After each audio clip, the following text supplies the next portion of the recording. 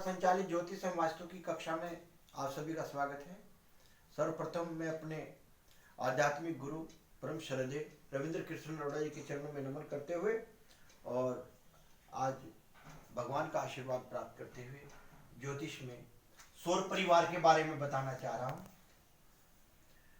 जो कि ज्योतिष का एक महत्वपूर्ण, हमारे शास्त्रों का एक महत्वपूर्ण, हमारे मनुष्यों की एक महत्वपूर्ण खोज है। ये एक नक्शा आपके सामने दिखाया गया है। सबसे पहले इसमें बताऊंगा कि सूरज का परिवार, सौर का मतलब है सूर्य, सूर्य के परिवार के बारे में। सूर्य के चारों ओर पिंड रहते हैं, कुछ तो स्थिर पिंड हैं, स्थिर तारे हैं जो टिमटिमाते रहते हैं, लेकिन कुछ अस्थिर हैं जिनको ग्रह कहते हैं, वो भी, ये सभी जो हैं सूर्य के प्रकाश से चमकते हैं। इसलिए हमें टिमटिमित स्थिर तारों में और ग्रहों में भी फर्क रखना है। कुछ तारे, कुछ ग्रह कभी कभी हमें आंखों से, शुक्र आदि ग्रह हमें आंखों से भी देख सकते हैं, वैसे टेलीस्कोप से हमें देखना होता है। ये खोज हमें हमारे मनुष्यों ने लगभग 12,500 वर्ष पहले भी ये हमारे पास था, जबकि नासा की मात्र चंद समय हुआ है नासा की लैब बने को। यदि हम वैज्ञानिकों से आज पूछते हैं कि ये नक्शा आपके पास कहां से आया, तो वो बता देंगे हिंदू धर्म, सनातन धर्म के शास्त्रों से हमने लिया गया है। इसके बारे में बताएंगा और ये भी मैं बताऊंगा आपको कि अभी खोज क्यों अधूरी है।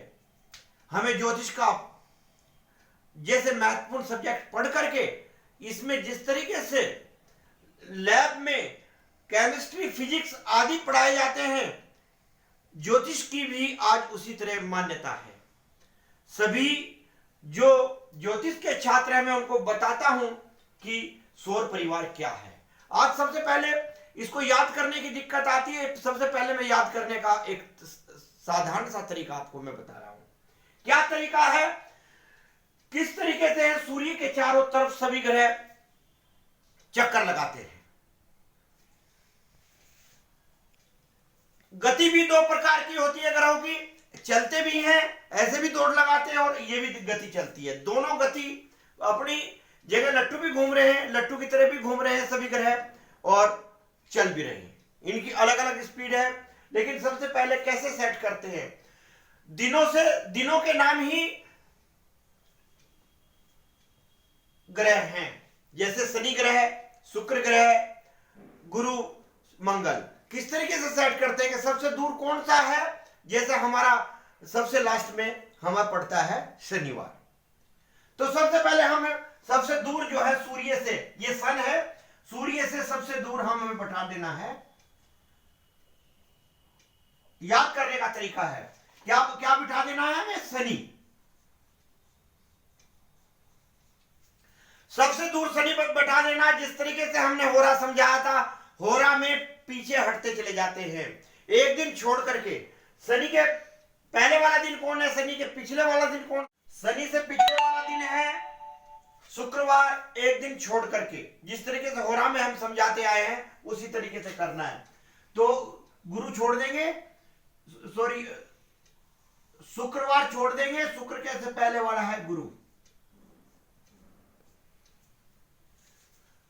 अब हमें गुरु से पिछले वाला दिन है बुध छोड़ देंगे, तो बुध से पहले वाला दिन आ जाएगा मंगल। इसके बाद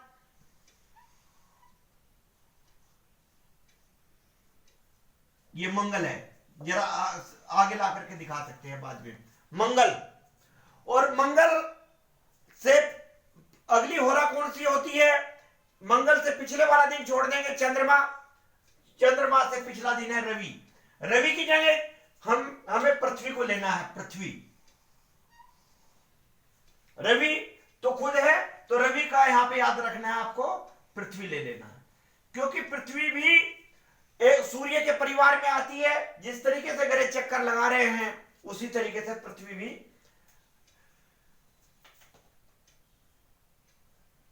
चक्कर लगा रही है। और पृथ्वी रविवार से पहला दिन है, पिछला दिन है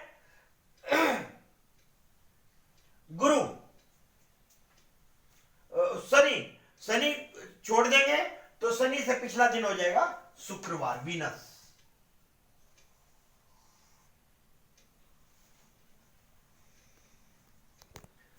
शुक्र से पिछला दिन है गुरु, और गुरु से पिछला दिन है बुध। ये जिस तरीके से होरा निकालना सिखाया था उसी तरीके से जो सबसे लास्ट का दिन है, शनि दिन है सबसे लास्ट का, तो ले लेंगे, एक दिन छोड़ करके लिख देंगे। ये एक याद करने का तरीका है, आज तक भूलते चले आए हैं। और इसके बाद 3 ग्रह हो रहे हैं, उनके बारे में भी बताएंगे।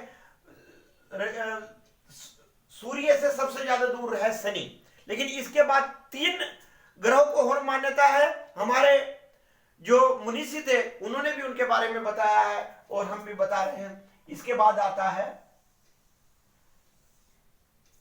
ग्रह जो कि पृथ्वी से बहुत दूर है लेकिन अस्तित्व में है, इनका अस्तित्व है।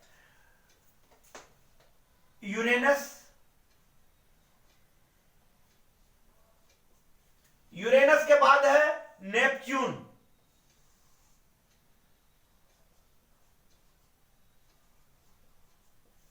नेपच्यून और नेपच्यून के सबसे लास्ट में है ग्रह जो ज्योतिष में जिसका विचार करते हैं, प्लूटो।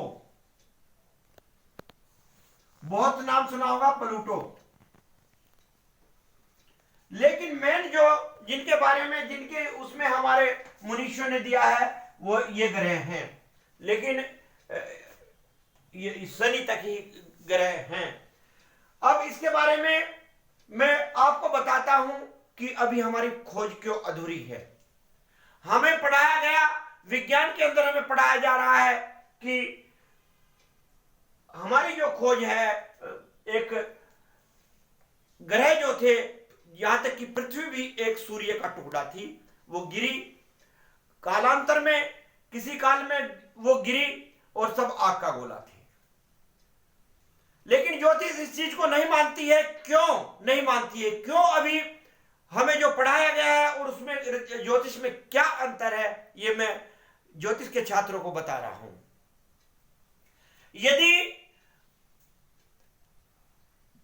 सूर्य पटा, सर्वप्रथम टुकड़े हुए होंगे। अब जो सबसे बड़ा टुकड़ा था वो सूर्य के किरण नजदीक गिरना चाहिए था। ये एक में माइंड मेकअप करने का कोई बहस का मुद्दा नहीं है, सिर्फ माइंड मेकअप करने के लिए कि यदि पृथ्वी सूर्य पटता और उसके टुकड़े होते तो सबसे बड़ा टुकड़ा सबसे पास पड़ता। लेकिन सबसे बड़े ग्रह शनि और गुरु हैं, वो सबसे दूर गिरे, और सबसे छोटा ग्रह जो है उसको सबसे ज्यादा दूर जाना चाहिए था, लेकिन वो सबसे नजदीक है और सबसे ठंडा ग्रह है। इससे हम अनुमान लगा सकते हैं कि हमारा परमपिता परमेश्वर का कोई सेटअप है जो चल रहा है। यदि बुध के छोटा टुकड़ा होता, बुध सबसे ठंडा ग्रह है।